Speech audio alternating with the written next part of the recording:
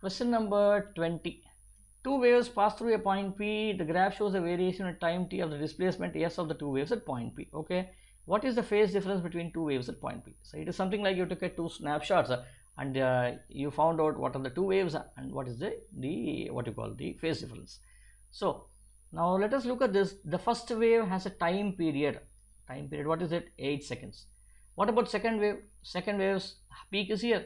The next peak is here. Time period here also, this is 9, this is 1 here, it's also 8 seconds. So time periods is one and the same. Okay, no worry about it. So we have a formula, namely phase difference divided by 2 pi is equal to time difference delta t divided by capital T. This is what we need to use.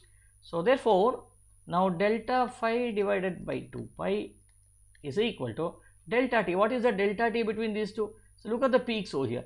This peak and this peak is different by only 1 second over here. Don't look at the amplitude over here, only look at the peaks over here. Okay, so the difference here is only 1 second.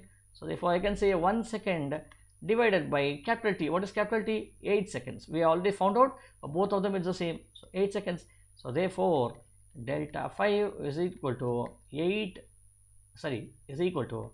2 pi divided by 8, which is equal to pi by 4. What is pi by 4? 45 degree. Answer is B.